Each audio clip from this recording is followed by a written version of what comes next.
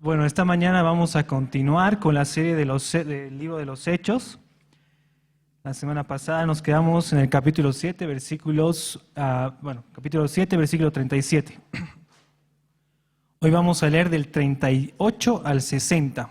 Por favor, quisiera que todos abran sus Biblias o enciendan sus celulares o tablets para poder acompañarme a la lectura. Versículo 38 del capítulo 7. Este es aquel Moisés que estuvo en la congregación en el desierto con el ángel que le hablaba en el monte Sinaí, y con nuestros padres, y que recibió palabra de vida que darnos, al cual nuestros padres no quisieron obedecer, sino que le desecharon, y en sus corazones se volvieron a Egipto. Cuando dijeron a Aarón: haznos dioses que vayan delante de nosotros, porque a este Moisés, que nos sacó de la tierra de Egipto, no sabemos qué le haya acontecido. Entonces hicieron un becerro y ofrecieron sacrificio al ídolo, y en las obras de sus manos se regocijaron. Y Dios se apartó y los entregó a que rindiesen culto al ejército del cielo, como está escrito en el libro de los profetas. ¿Acaso me ofrecisteis víctimas y sacrificios en el desierto por 40 años, casa de Israel? Antes bien, llevasteis el tabernáculo de Moloc y la tierra de vuestro dios Renfán, figuras que os hicisteis para adorarlas. Os transportaré pues más allá de Babilonia. Tuvieron nuestros padres el tabernáculo del testimonio en el desierto, como había ordenado Dios cuando dijo a Moisés que le hiciere conforme al modelo que había visto, el cual recibió a su vez por nuestros padres. Lo introdujeron con Josué al tomar posesión de la tierra de los gentiles, a los cuales Dios arrojó de la presencia de nuestros padres hasta los días de David. Este halló gracia delante de Dios y pidió proveer tabernáculo para el Dios de Jacob, mas Salomón le edificó casa. Si bien el Altísimo no habita en el templo hecho de manos, como dice el profeta: el cielo es mi trono y la tierra el estrado de mis pies. ¿Qué casa me edificaréis?, dice el Señor, ¿o cuál es el lugar de mi reposo? ¿No hizo mi mano todas estas cosas? Duros de cerviz e incrédulos de corazón y oídos, vosotros resistís siempre al Espíritu Santo, como vuestros padres, así también vosotros. ¿A cuál de los profetas no perseguisteis vuestros padres y mataron a los que anunciaron de antemano la venida del justo? ¿De quién de vosotros ahora habéis sido entregadores y matadores? Vosotros que recibisteis la ley por disposición de ángeles y no la guardasteis. Oyendo estas cosas, se enfurecían en sus corazones y crujían los dientes contra él. Pero Esteban, lleno del Espíritu Santo, puesto los ojos en el cielo, vio la gloria de Dios y a Jesús que estaba en la diestra de Dios. Y dijo: he aquí, veo los cielos abiertos y al Hijo del Hombre que está en la diestra de Dios. Entonces ellos, dando grandes voces, se taparon los oídos y arremetieron a una contra él. Y echándole fuera de la ciudad, lo apedrearon. Y los testigos pusieron sus ropas a los pies de un joven que se llamaba Saulo. Y apedreaban a Esteban, mientras él invocaba y decía: Señor Jesús, recibe mi espíritu. Y puesto de rodillas, clamó a gran voz: Señor, no les tomes en cuenta este pecado. Y habiendo dicho esto, durmió. Oremos. Padre que estás en los cielos, en esta mañana, Señor, invocamos tu Espíritu, para que seas tú, Señor, hablando a través del predicador, para que seas tú, Señor, moviendo los corazones de cada oyente, para que seas tú, Señor, quitando la venda de los ojos a cada persona, Señor, y que sea exaltado tu nombre, Padre. Amén. Vamos a recapitular, por favor, un poco de las 2 semanas anteriores, 3, de esta porción del libro de los Hechos. Habíamos visto hace 2 semanas que con el pastor Joaquín la designación de los diáconos. En un momento la iglesia creció y vieron que necesitaban ayuda. Entonces eligieron a 7 personas llenos del Espíritu Santo y entre ellos estaba Esteban. Esteban, cumpliendo sus funciones como diácono, sirviendo a los miembros de la congregación en ese momento, Dios lo llamó para que predicase el Evangelio. Lo podemos ver en el versículo 8 del capítulo 6, haciendo señales y prodigios tal como hacían los apóstoles. En el versículo 9 del capítulo 6, igual vimos que Esteban hacía apología. ¿Qué quiere decir apología? Defensa del evangelio. Él estaba defendiendo lo que él creía delante de los judíos. Eran tres regiones que se habían juntado en Jerusalén y debatían contra él. Pero Esteban estaba lleno del Espíritu Santo y no pudieron debatir contra él. Entonces inventaron falsas enseñanzas, falsas cosas y empezaron a difundir en el pueblo. Hasta sobornaron al pueblo. ¿Para qué? Para que lo aprecien. Y si nos podemos poner un poco más sensibles en este tema, y si vemos un poco antes de la historia, Jesús igual fue puesto así. Jesús ha sido acusado falsamente. Jesús ha sido acusado de ir contra la ley, contra Moisés, contra el templo. Lo mismo que Esteban. Esteban ha sido acusado por lo mismo, por ir en contra de la ley, por ir en contra de Moisés y por ir en contra del templo. Han pagado para que hablaren mal contra él hasta que lo apresaran, lo mismo que a Jesús. Hay una similitud en los hechos. Y eso quiero que veamos porque es bueno ver a través de toda la Biblia a Jesucristo. Y esa va a ser nuestra forma de ver este pasaje. Como les dije, pasó lo mismo con Jesús, y eso podemos ver en Mateo capítulo 26, versículos del 1 al 5. Los judíos fueron en contra de él y arremetieron contra él. En Lucas también podemos ver en el capítulo 22, versículos 1 al 6.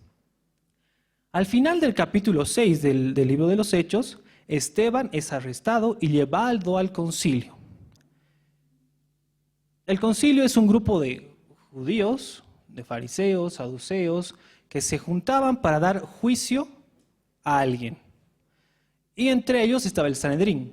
El Sanedrín estaba compuesto por 71 miembros judíos. Y déjeme aclarar un poco esto. Cada miembro judío, cada miembro del Sanedrín tenía que haber pasado por una serie de exámenes.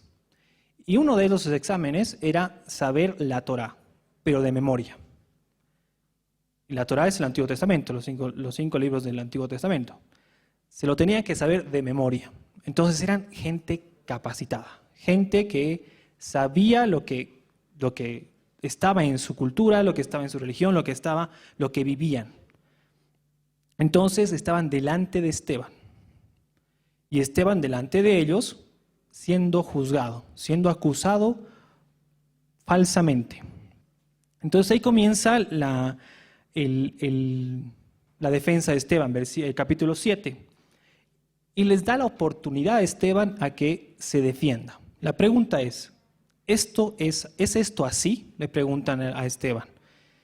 Y Esteban hace una recapitulación de todo lo que creía. No se olviden, ha sido acusado falsamente porque iba en contra de la ley, en contra de Moisés, en contra del tabernáculo, del templo, en contra de la tradición judía. Pero Esteban empieza a defenderse. Esteban empieza a hablar primero de Abraham, el padre de los judíos, el padre de la fe. Y empieza a decirles que Abraham salió de su tierra por el llamamiento de Dios. En el capítulo 7, en el versículo 26, es interesante cómo Esteban les hace recuerdo a estos judíos fariseos. ¿Cómo es que Dios cumple sus promesas? Después de haber sacado a Abraham de su parentela, haber hecho un pacto con Abraham para su descendencia, en el versículo 17, pero cuando se acercaba el tiempo de la promesa que Dios había jurado a Abraham, el pueblo creció y se multiplicó en Egipto. Después de que Abraham, Isaac, Jacob hayan nacido, José es transportado a Egipto. ¿Se acuerdan la historia? Es vendido por sus hermanos y José realmente, por la providencia de Dios, tiene un buen puesto en el reinado egipcio y trae de vuelta a Jacob y a sus hermanos. en un momento de crisis, en un momento de hambre. Entonces, el pueblo de Israel, pueblo de Jacob, empieza a crecer. 400 años después de que muere José, ya nadie se acuerda de José. Y es esclavizado el pueblo de Israel. Pero Dios no se olvida de su pacto. Nace Moisés. Y Moisés es llamado. Con muchos inconvenientes en el transcurso. Ve que están golpeando a un israelita, mata a un egipcio, y después empieza a ver cómo pelean dos israelitas y les dice, ¿por qué están peleando si ustedes son hermanos? Y le recriminan, ¿tú quién eres para decirnos eso? Si realmente tú has matado a un egipcio. Y Moisés, avergonzado, se escapa. Pasan 40 años en el desierto y es llamado por Dios. ¿Se acuerdan la historia? Una zarza ardiente y Dios lo llama. Y va al pueblo de Egipto para rescatar a su pueblo. Y conocemos esa historia, las 10 plagas. Entonces, Esteban sigue haciendo eso, sigue identificándose con el pueblo, porque les dice, hermanos y padres, pasó esto.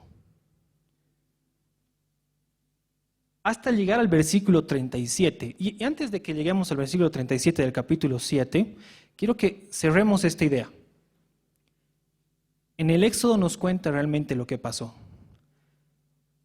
El pueblo de Israel sale de Egipto hacia la tierra prometida, pasando por el desierto. Yo quisiera que nos paremos en ese momento y digamos, a ver, estamos saliendo de Egipto y nos está acompañando una nube para que el calor no nos esté derritiendo y en la noche una columna de fuego para que podamos caminar. ¿No sería un poco impresionante eso? O sea, si nos ponemos en el contexto, no tenía luz, no tenía nada, estaban en el desierto, pero podían caminar y podían tener esa cobertura. Gracias a Dios. Vino después un tiempo en el que el pueblo decía, nos vamos a morir de hambre. Realmente no tenemos lo que teníamos en Egipto. Podíamos cocinar allá, podíamos hacer lo que queríamos, pero estamos en el desierto. Y Dios provee maná. ¿Saben qué? La historia nos dice que ha provisto maná 40 años. No un día, 40 años. Todos los días, por 40 años, podían recoger maná. Gratis. Es impresionante cómo el pueblo de Israel, el pueblo de Dios, viendo todo eso, antes de salir de Egipto veía las 10 plagas. ¿Cómo es que realmente pasaba? Ya en el desierto, viendo la provisión de Dios, en el maná, en el agua, en guardarlos, seguía con su corazón en Egipto. Y eso es lo que hace Esteban en este momento. Les está diciendo, su corazón está en Egipto. Versículo 37 resume aquello que estamos hablando. Moisés está delante de la congregación, peleando con la congregación, diciéndoles, miren, Dios está haciendo esto por nosotros. Pero la congregación seguía con su corazón en Egipto. Y profetiza algo. Versículo 37. Segunda parte. Profeta os levantaré al Señor, vuestro Dios, de entre vuestros hermanos, como a mí, a Él oiréis.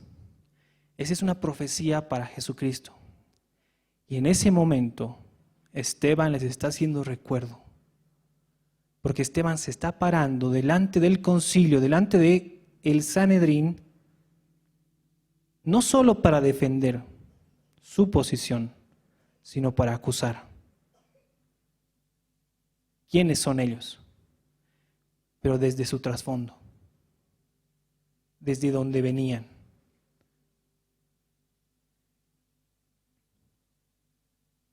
Realmente podemos ver que el pueblo de Israel estaba en una ceguera espiritual muy grande. Y lo vemos en la consumación de los tiempos en que Jesús vino. Esteban hace recuerdo de esa debilidad del hombre. Entonces, el primer punto que quiero tocar es la acusación. Versículo 39, el cual nuestros padres no quisieron obedecer, sino que desecharon en sus corazones volviendo a Egipto. Ahí los está acusando. Y él se hace parte del pueblo. Dice, nuestros padres no quisieron obedecer y volvieron su corazón a Egipto. Ahora, la figura de corazón de Egipto es si vemos a través de la historia de la redención y tomamos la esclavitud de Egipto como la esclavitud del pecado y la liberación de Egipto como la liberación que hace Jesús en la redención, estamos hablando de que el corazón en Egipto es el corazón en el pecado. Es difícil pensar realmente cómo el pueblo de Dios estaba así. Versículos 40 y 42 dice, el pueblo de Israel había visto cómo Moisés sube al Sinaí y cómo el Sinaí se tapa en la cumbre y empiezan a escuchar bocinas y trompetas mientras Moisés recibía los 10 mandamientos, las tablas de la ley. Vuelvo y lo voy a poner gráficamente. Si vemos el Illimani, nosotros nos salimos de la puerta, subimos al parquecito y vemos el Illimani. Ustedes verían tapado el Illimani con relámpagos, ¿no se sorprenderían? O sea, verían, estarían ahí y escucharían eso. El pueblo estaba debajo del monte Sinaí, escuchando eso. Y en el versículo 40 al 42, Esteban les hace recuerdo de lo que han hecho. Recibiendo la ley, ellos pidieron a Aarón un ídolo para servir a ese ídolo. ¿No les estremece el corazón? Que el pueblo viendo a Dios, viendo las cosas de Dios, pedían un ídolo. Juan Calvino decía, el corazón del hombre es una fábrica de ídolos. Hermanos, nosotros no estamos tan lejos de ellos. De esa actitud de mirar a un costado y buscar nuestra autosuficiencia. Buscar que nosotros somos mejores de lo que podría habernos dado Dios, porque podemos conseguir con nuestras fuerzas. Y volvemos a esa actitud de esclavitud en Egipto. Con un corazón esclavo. No quiere decir que cuando tú hayas creído en el Señor, tú vas a caer de nuevo a ese estado, no. En la Biblia nos dice y nos manda imperativamente a que no nos conformemos a este siglo. Romanos 12, capítulo 12, versículo 2. No os conforméis. No sean del molde de este mundo. Y este mundo cambia de molde generación tras generación. Los que hacen pastelería, me gusta hacer este ejemplo, los que hacen pastelería les hacen a través de moldes, ¿no? Hay un molde para cualquier galleta, hay un molde para cualquier cosa. Así es la generación. Generación tras generación cambia de molde. Y en esta generación tenemos otro molde que hace 60 años. No os conforméis a este siglo, dice, sino renovaos. Y el pueblo de Israel se quedó con el molde de Egipto. Nosotros nos quedamos con ese molde. Nos quedamos con esa actitud de permanecer allá. Por las misericordias de Dios, así como Dios tuvo misericordia con el pueblo por su pacto, porque los llevó realmente al pueblo, a la tierra prometida, también tiene misericordia con nosotros por Cristo Jesús. Hermanos, nuestro corazón se desvía, nuestros pensamientos se desvían cuando no estamos en comunión con Él, cuando preferimos los chismes, la murmuración dentro de una congregación, o cuando creemos que sabemos todo y vemos con indiferencia al hermano que es nuevo en la fe, caemos en una pretensión. Y cuando menospreciamos las enseñanzas en la palabra y hacemos lo que queremos en nuestras vidas y no buscamos la santificación, nos conformamos al molde de este siglo. Suena duro. Tal vez en sus corazones nos digan, no, yo no soy así. Tal vez no en todo, tal vez en algo. Pero es lo que hace Esteban ahora al pueblo judío. Los está acusando. Y también nos está acusando a nosotros. En Efesios capítulo 5, los versículos 3, nos llama a que veamos nuestra forma de vida. Y nos dice, pero fornicación y toda inmundicia o avaricia, ni aun se nombre entre vosotros, como conviene a santos. Ni palabras deshonestas, ni necias, ni truhanerías, que no conviene, sino antes bien acciones de gracia. Pablo está hablando a la congregación, no está hablando a inconversos. Les está diciendo que no hagan eso. Ni palabras deshonestas, ni necias, ni truhanerías, que no conviene, sino antes bien acciones de gracias. Porque sabéis esto, que ninguno, fornicario o inmundo o avaro, que es idólatra, tiene herencia en el reino de Cristo y de Dios. La Biblia constantemente acusa al pecador. Pero no solo acusa, sino restaura. Hermanos, Esteban está acusando al pueblo religioso de Israel. Y en esta mañana Esteban nos está acusando. Nos está acusando nuestra actitud religiosa, fariseica, si es que tenemos. No quiero que malinterpretemos que la religión es mala. No, para nada. Pero si caemos en ese fariseísmo, estamos cayendo. Versículo 44. Tuvieron nuestros padres el tabernáculo del testimonio en el desierto, como había ordenado Dios cuando dijo a Moisés que lo hiciese conforme al modelo que lo había visto. Esteban ahora está hablando del templo. No se olviden, ha sido acusado de la ley, de Moisés, del templo. Ahora está defendiendo su posición a comparación del templo, ¿no? Y está diciendo, no, yo creo en el templo. O sea, el templo es algo. Y vamos a ir viendo por qué. Esteban ahora está hablando del templo, de los inicios del templo de Dios, defendiendo sus argumentos inventados.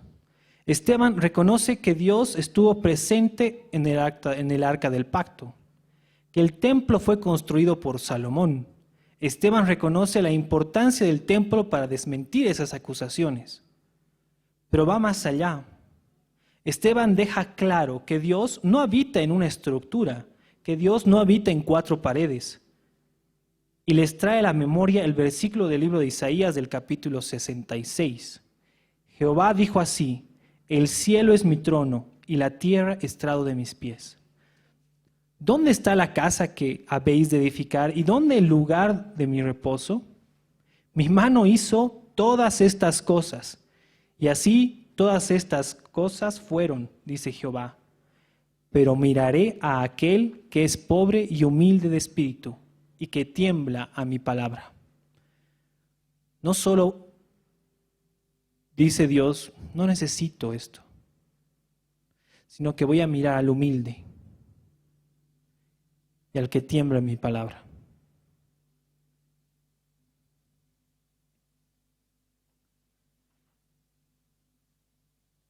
Esteban lanza la última acusación y lo convierte en personal. Versículo 51.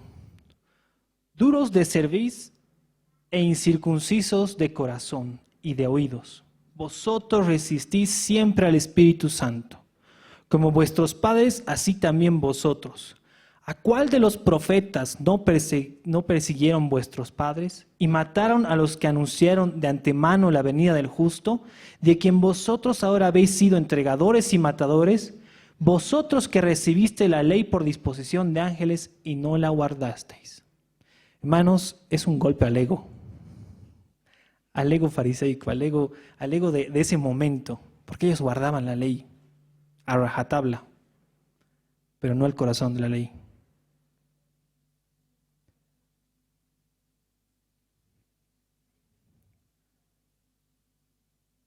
Pero ¿por qué Esteban hace esa conexión entre el tabernáculo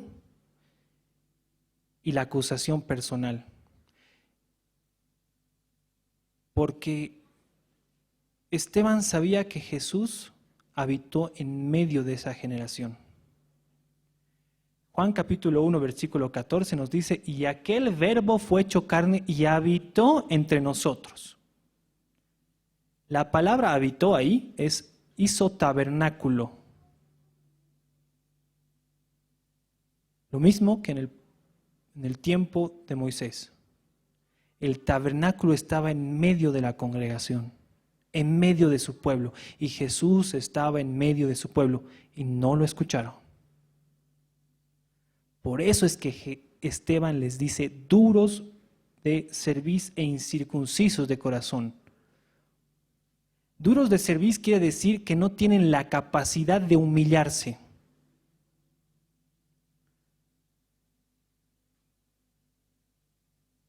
El pretencioso, el orgulloso, no tiene la capacidad de humillarse ante la verdad. Y esta es la verdad.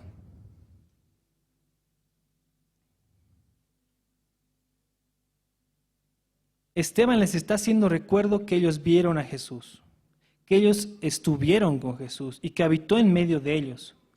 Hebreos capítulo 1, versículo 3, Jesús es la imagen de su sustancia y quien sustenta todas las cosas con la palabra de su poder.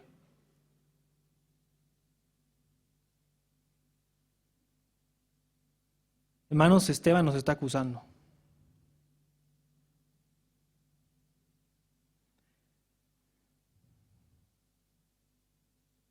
¿Cuál es la reacción de los judíos en ese momento? Versículo 54. Oyendo estas cosas, se enfurecieron en sus corazones y crujían los dientes contra él.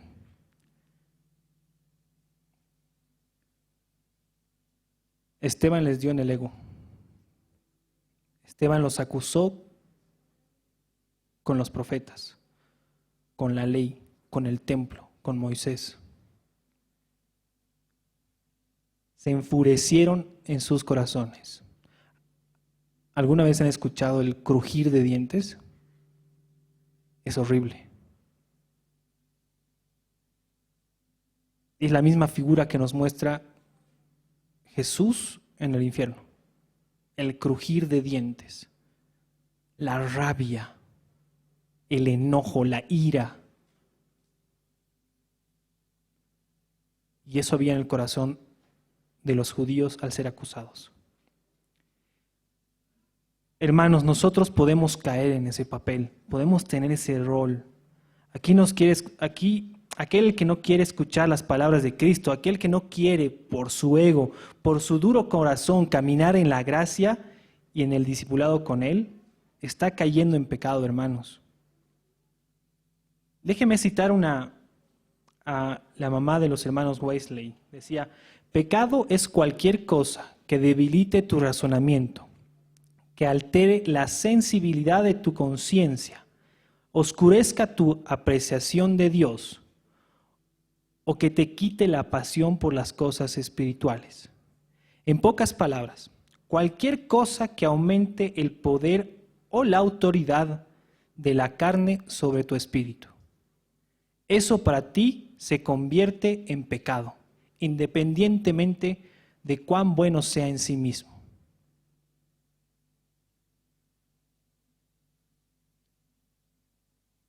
Hermanos, todo lo que no edifique al espíritu es pecado.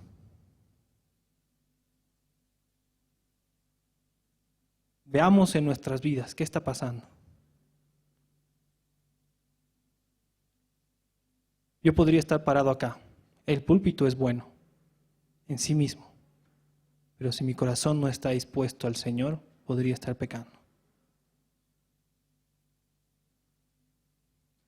Cristo es nuestro fundamento. Cristo es nuestra salvación. Por su misericordia, Dios, y la gracia con la que nos miró, nos llamó para mostrarnos nuestro pecado. Así como Esteban nos está diciendo a través de estas palabras, de los textos del Antiguo Testamento a los judíos, nos está hablando a nosotros. Vayamos en arrepentimiento y confesemos nuestra culpa ante Dios y pidamos perdón.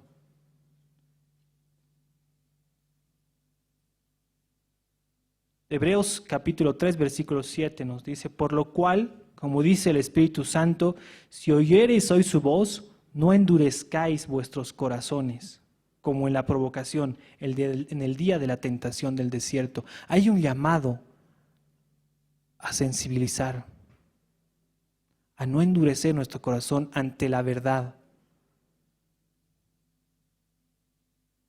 Solo en Cristo tenemos esa salvación, hermanos. Ahora vamos a pasar a un relato donde realmente a mí la primera vez que lo he oído, las veces que lo he ido estudiando, realmente me conmueve el corazón. Versículos del 55 al 60. Después de haber acusado al pueblo judío, después de haber defendido su posición, pero esa posición, llevándolos a Cristo, dice, pero Esteban, lleno del Espíritu Santo, puesto los ojos en el cielo, vio la gloria de Dios y a Jesús que estaba en la diestra de Dios y dijo, he aquí, veo los cielos abiertos y al Hijo del Hombre que está en la diestra de Dios. Entonces ellos dando grandes voces se taparon los oídos y arremetieron contra él y echándole fuera de la ciudad lo apedrearon. Y los testigos pusieron sus ropas a los pies de un joven que se llamaba Saulo. Y apedreaban a Esteban, mientras él invocaba y decía, Señor Jesús, recibe mi espíritu. Y puesto de rodillas, clamó a gran voz, Señor, no les tomes en cuenta este pecado. Y habiendo dicho esto, durmió.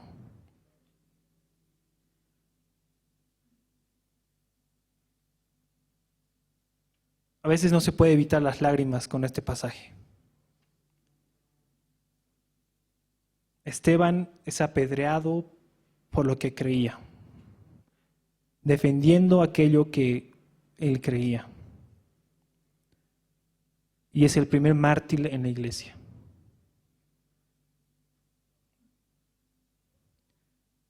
Segundo punto, verdadero discípulo. Y la pregunta es, ¿tú eres capaz de defender tu fe delante de los demás? Vemos también esa similitud con Cristo. Cristo, antes de morir en la cruz, pidió misericordia por los que estaban maltratándolo, en Lucas 22:34. Y Jesús decía, Padre, perdónalos. Él ya estaba en la cruz. Y los romanos estaban poniendo a la suerte su ropa. Pero no solo vio eso Jesús, sino vio la actitud de toda la gente. Y dijo, Padre, perdónalos porque no saben lo que hacen. Y Lucas nos dice, y repartieron entre sí sus vestidos, echando suertes. Hermano, ¿puedes compararte con Esteban?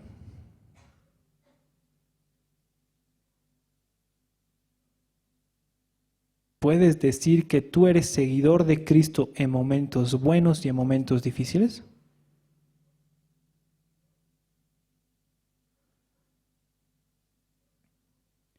Esteban escuchó las enseñanzas de los apóstoles y reconoció que Jesús es el Señor.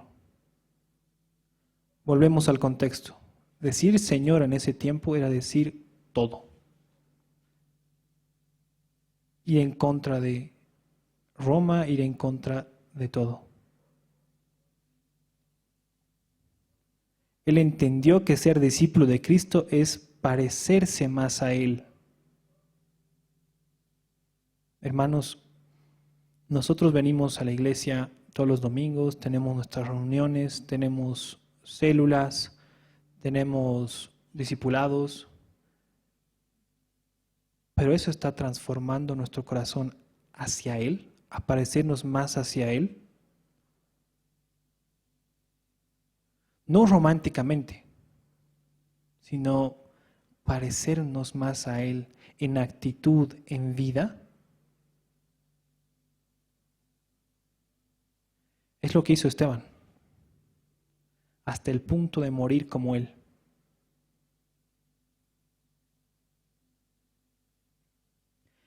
En conclusión, hermanos, la palabra de Dios es viva y eficaz y penetra hasta quebrantar el alma. Hoy vimos cómo Esteban acusa la actitud de los judíos. Teniendo la ley, el conocimiento de Dios, no lo reconocieron y murieron en la esclavitud de pecado.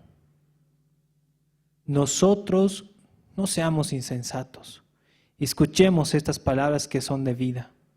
Escuchemos a Cristo cuando nos llama a tomar nuestra cruz y seguirlo. Hermanos, sigamos fieles a nuestro Señor Jesucristo y pidamos por su Espíritu parecernos más a Él y seguirlo hasta la muerte o hasta que Él vuelva, lo primero que suceda. Oremos, hermanos.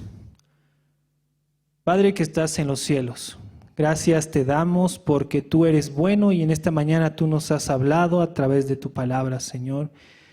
Y nos has mostrado, Señor, realmente cuál es nuestra condición.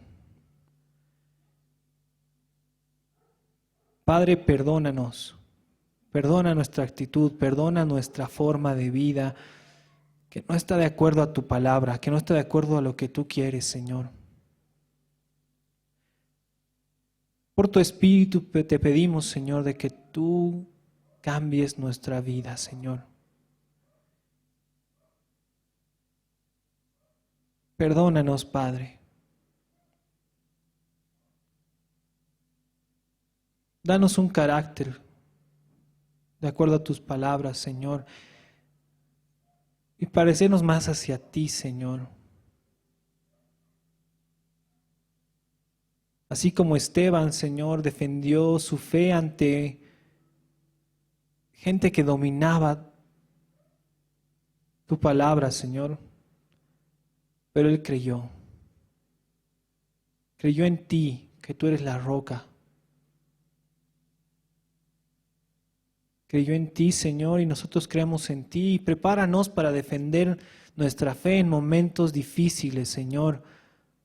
No solo contra alguien, sino contra nuestros corazones que a veces se desvían, Señor.